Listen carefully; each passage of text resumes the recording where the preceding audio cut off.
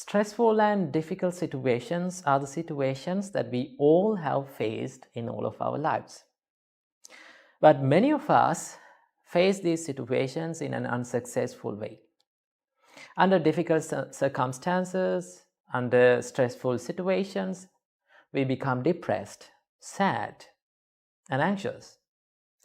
So, how to remain calm and how to maintain your inner peace under these circumstances? So, first of all, we have to know and we have to learn and we have to observe what is the situation.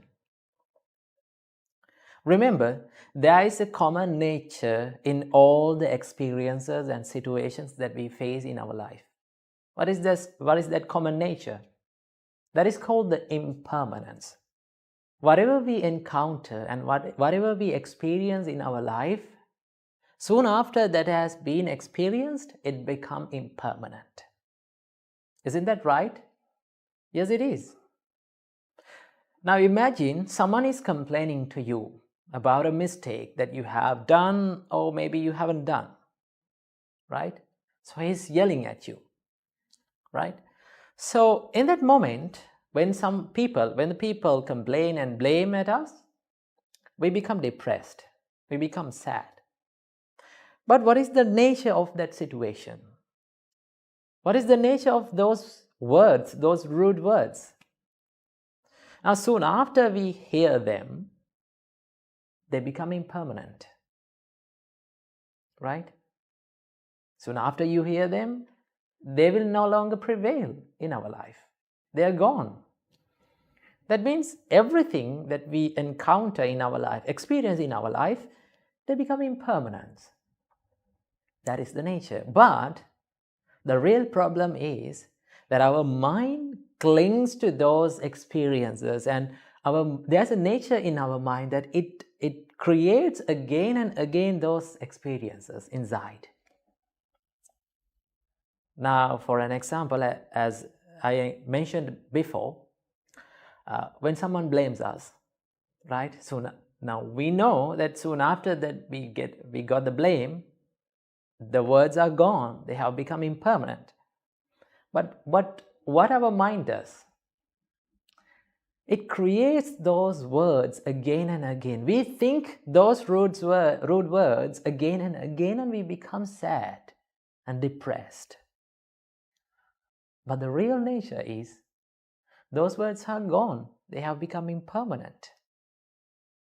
Right? So that is the nature. Understanding about the impermanence. Understanding that these experiences and all the things that we face in our life are impermanent is very important to face or to be calm in a difficult situation. Because you know the nature. That is the first step. We need to understand that each and everything that we face in our life is impermanent. Right? Whether you face a terrible time, it will become impermanent. It will be changed. There will be a good day. Whether you face a good time, a happy time, a wonderful time, that will also become impermanent. That is the nature. So first of all, you need to understand about this. The world is impermanent. Our life is impermanent. Nothing is permanent in this world, not even your problems. First step. And the second step, whenever you are in a difficult situation, whenever you are in a terrible moment, you need to practice some practices or to do something to remain peaceful and maintain your peacefulness and think of a solution to solve this problem. So how to do that? Now, many of us, during the difficult situations, we become panicked. We freak out. So it is the best thing to do during a difficult situation is to do some practices to calm our mind. So what we can do to make our minds calm? The best thing that you can do to make your mind calm and peaceful is do some meditation, right? Do a little bit of a meditation during that stressful situation. So how to do that? The easiest meditation that you can practice within a stressful situation is to contemplate on your breath. Now, breath is an amazing thing. It changes according to the situation. Isn't that right? So when we are in a terrible moment, right? When we are in a dangerous moment, what is the nature of our breathing pattern? It becomes fast and it becomes shorter. We take short and fast breathing patterns, right? So what is the nature of our breathing pattern? That when we go to sleep, what do we do normally? I think most of you have experienced this. When you go to bed and when you lie down, you take a deep breath in and let it go. That is a sign that your body shows that you are going to rest. So if you need to become peaceful and serene and tranquilized, you need to restructure your breath. So in a difficult and terrible and stressful situation, just take deep breaths in. You can do it. Breathe in deeply and let it go. And contemplate on the pattern of your breathing. Now you can do this, but this needs a little bit of a practice, right? You cannot do it without a practice. First of all, you need to practice this. Now some people may question, now I cannot do this in a difficult situation. Yes, you cannot do it because you don't have that practice. First of all, you need to practice this contemplation and this practice where there is no stressful situations, right? That is the thing. The nature of these practices is that if you do it whenever there is no problem, then it will help you to practice that way or the situation or that remedy during a stressful situation. There's a great saying that it says, if you sweat during the times of peace, you will bleed less during the times of war. That means if you practice during the times of peaceful situations and where there is no stressful situations, it will help. That practice will help you to face the difficult situations. So, practice at least 5 minutes a day to contemplate on your breath, right? You can feel the way that you are breathing, right? It will help you to tranquilize your mind. Supreme Buddha said, Vitakku pachedaya anapana sati bhavetappa. If you need to stop the chattering mind, if you need to stop the thoughts that are popping up all the time that inside your mind, just practice the anapanasati, or what we call the breathing meditation. Just contemplate on the breathing meditation.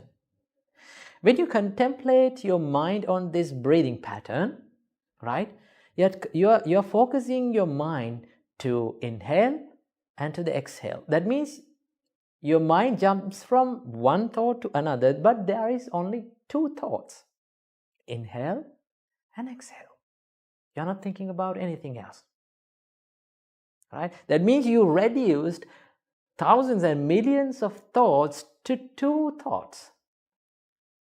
So that is a big thing.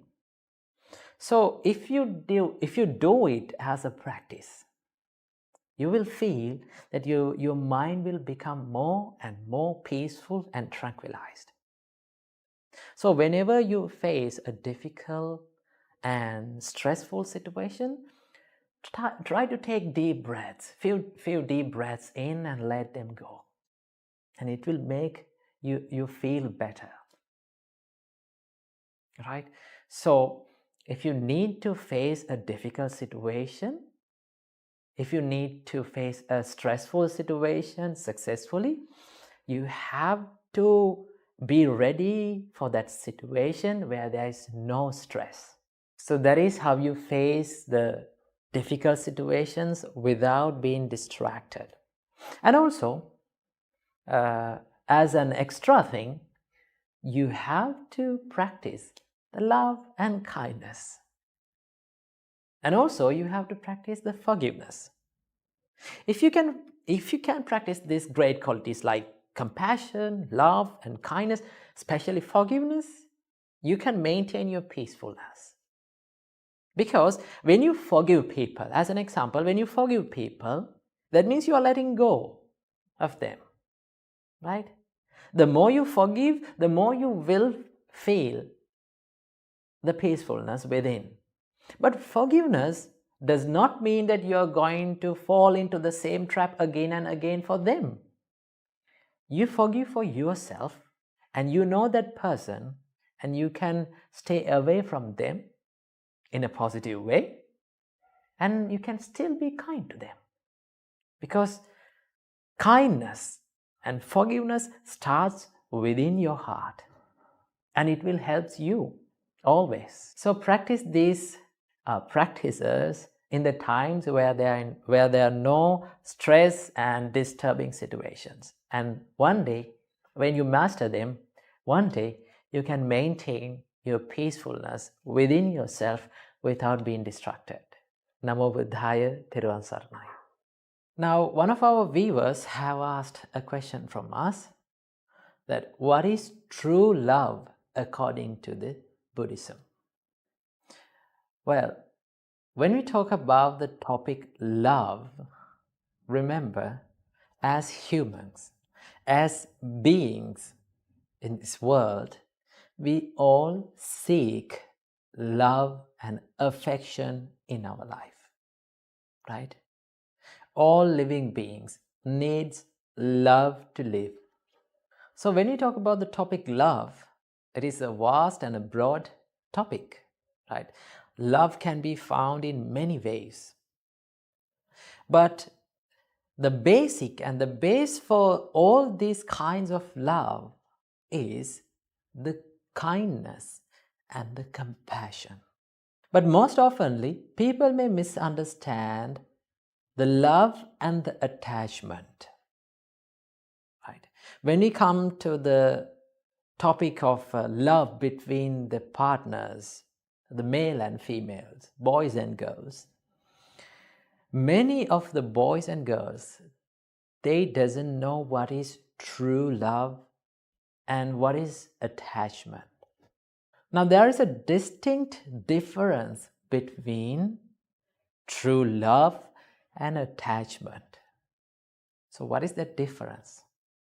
Well, when someone loves another person, he will say, I need you to be happy by being with me, right? In the other hand, if someone being attached to some person, he will always say that why are you not making me happy? Right? So there is a big difference between these two expressions. When someone loves another person, he will say, I need you to be happy by being with me. That means you are trying to give something to someone, right? You always try to give the happiness to a person. But if you are being attached to someone, right? If you are developing lustful ideas towards someone, your mind will say, why are you not making me happy? You need to make me happy. So that is based on the selfishness, right? The true love is based on unselfishness, right? In the true love, there are many things, many good assets. There are the love, kindness, compassion, patience. These are the basic qualities that leads to the true love, right? If you're loving someone, you need to be kind to that person. You need to be compassionate to that person. You need to feel the sadness of those people. Now, when we talk about the topic compassion, compassion means to suffer with other people. That means if you can feel the pain that is hidden inside the people's life, if you can feel and become empathy, you can feel the empathetic feeling about them, then that is called compassion. If you can share the pain that is in another person with you, then that is compassion. So in true love, you need to have that sharing ability. And also, you need to have the kindness. You need to always wish the well-being of that person. Right? You need always to wish the good of that person. That is how you love truly. Our great teacher Supreme Buddha gave a wonderful explanation for the love. Supreme Buddha said, Mata yatan yang puttang ayusa eka putta manurakhe. As a mother who loves her only child, you should spread that same love to every person in this world. So when we talk about mother's love, parents, they does not expect anything from us. Instead, they love us. Now, when we were small, right, we were doing so many terrible things to our parents, right? Have you seen that the babies do so many terrible things to their parents, right? They drag from their hair, they pinch them, they cry, they yell, but yet the parents still love their children. So when someone is truly loving someone, it's like they're holding them firmly and they're nurturing them, right? But if you are attached to a person, you always expect the things from others, right? You always expect the things that fulfill your desires, right? When someone is attached and when someone is being lustful for someone, that means he's always expecting to fulfill every fulfillment and desire from that person. You're not trying to give something, always you are trying to get something from that person, right? It's like you're holding on to something tightly, right? Suppose you are drawing a cow or a bull. You are holding that cow or a bull from a rope.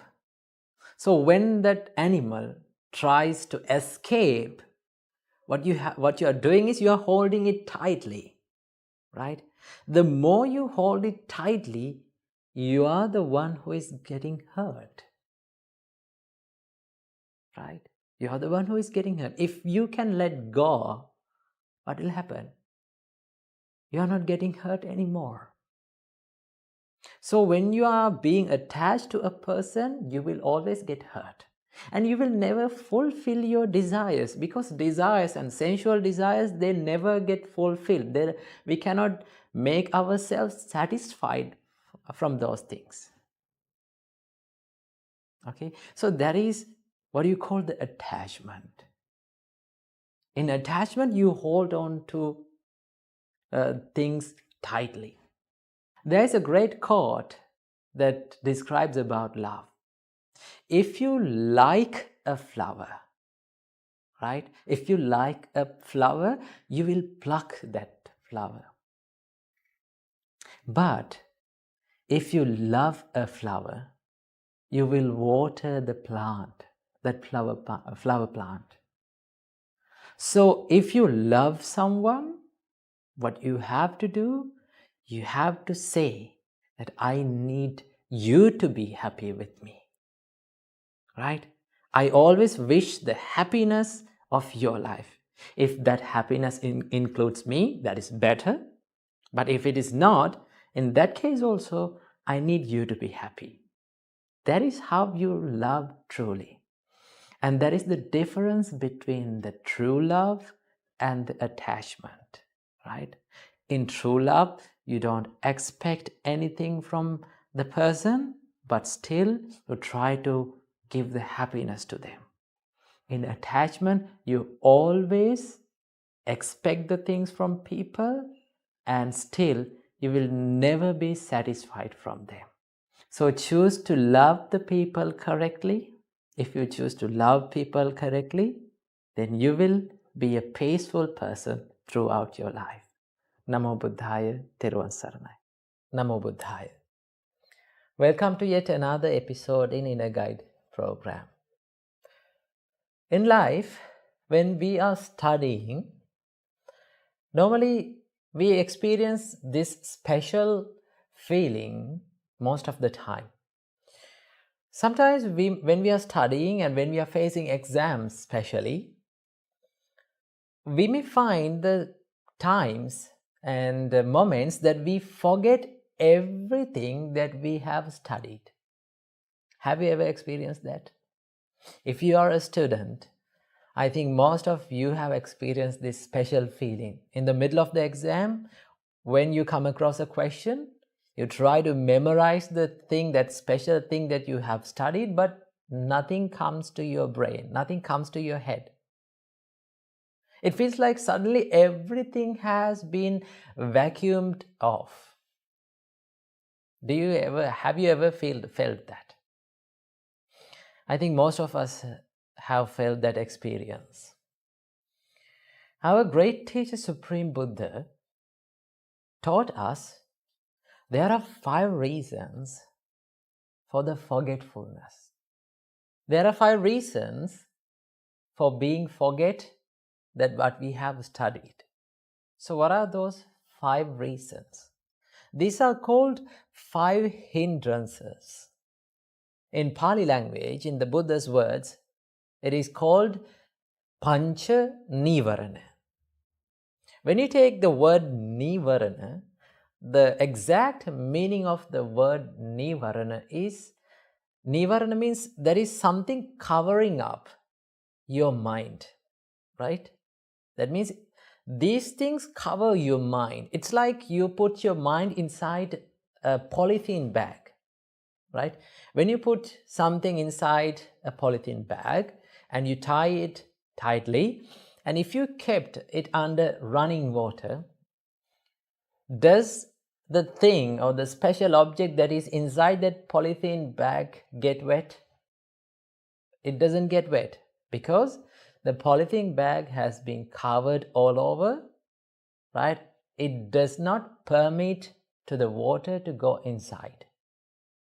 Same as that, our mind can be covered by certain thoughts, right? When our mind is obsessed with certain thoughts, nothing will come inside to our mind. The things that we study will be forgotten. So these are called the 5 hindrances. In the Buddha's word, they are called pancha nivarana. The first hindrance to the mind is, Supreme Buddha said, kama chanda. Kama chanda means the sensual desire, sensual craving, right? If you are thinking about the craving thoughts, lustful thoughts inside your mind while you are studying, right? The things that you study will never go inside to your mind. You will never memorize them. Why?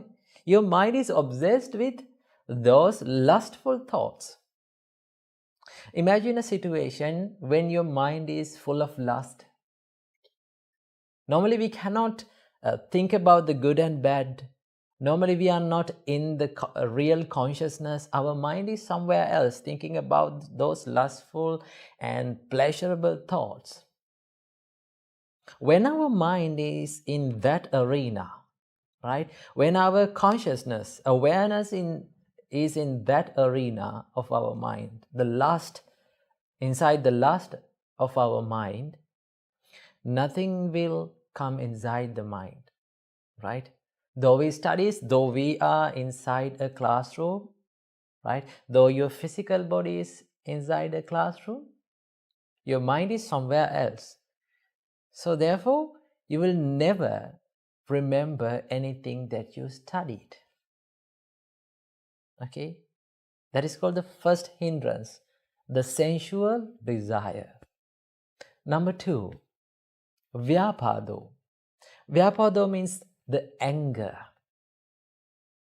When you are angry, when your mind is full of anger, can you think about anything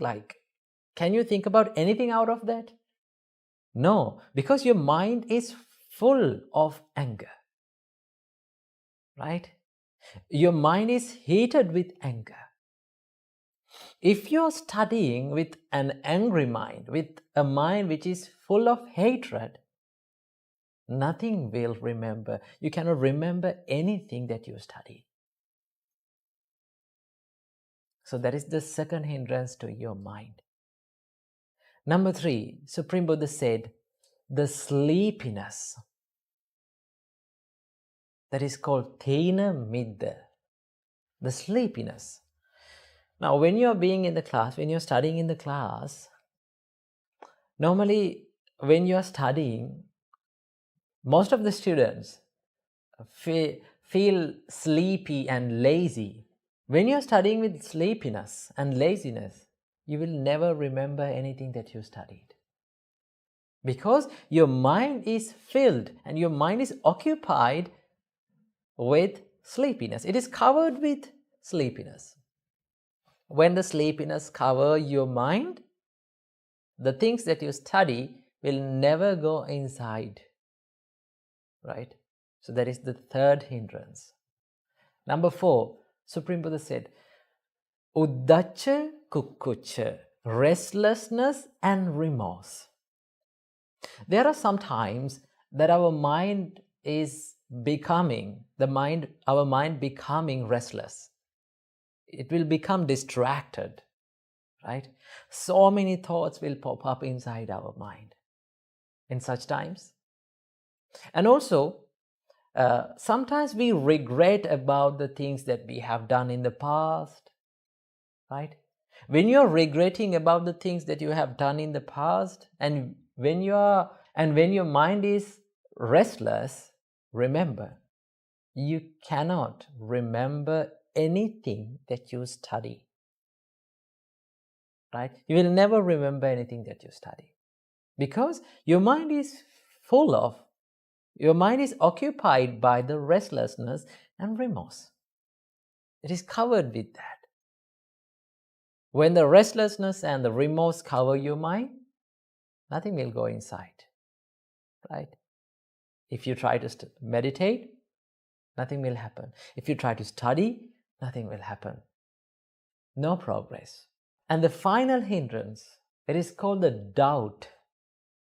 If you have doubt about yourself, whether I can do this or not, will I do this or not? When you're studying, if you are doubting about yourself, if you have doubts about yourself, your success, you cannot remember anything. Because you are thinking about yourself as a low person, right?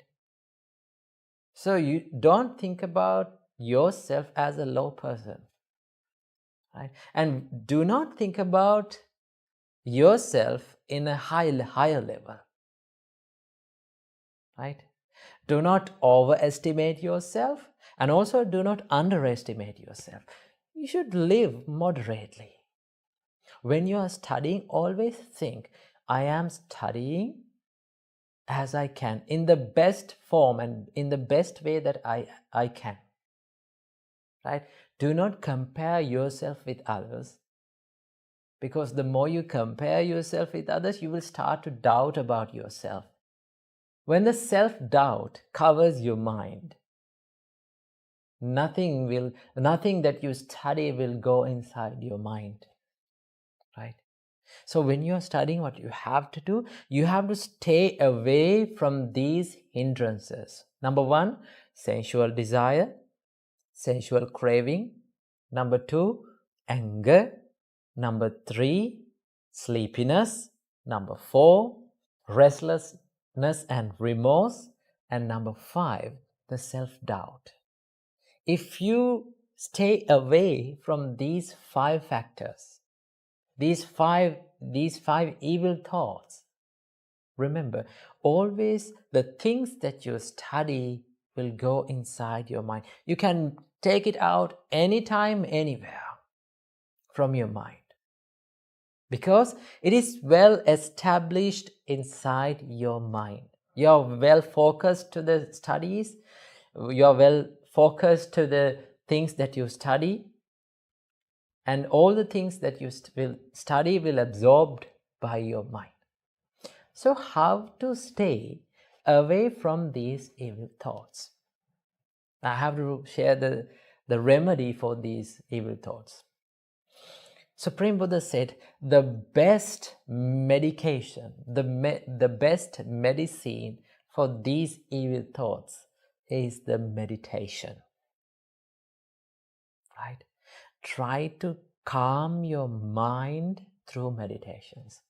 Now, most of the younger generation, as you, are not so much focused to the meditation. Remember, if you are a student, if you are a human being, no matter what, you have to calm your mind. You have to practice to make your mind serene. So the best thing that makes your mind serene is the meditation. Right? So start meditating at least about 5 minutes a day. It is best to meditate early in the morning, soon after you get up, refresh yourself, sit for 5 minutes and do some meditation. You can do breathing meditation. You can stay being aware of your breathing pattern. It will calm down your mind. And also you can do loving kindness meditation. You can spread love and kindness to yourself and to the others. These meditations are common and known meditations by everyone. So you can do that, right? If you start meditating, you will feel that your mind is serene and peaceful. The more your mind gets peaceful, the more you will remember what you study. So when you are studying, it is very essential. It is much more important to maintain a serene and calm and concentrated mind. So for that, you need to practice meditations little by little, step by step. Okay, so do some meditations for at least 5 minutes a day, and when you do these things, your mind will start to stay away from these 5 hindrances. So when your mind starts to stay away from these hindrances, you will feel that you can remember everything that you study. So make your life a peaceful one. Make your mind a peaceful place through the meditation. Namo Buddhaya.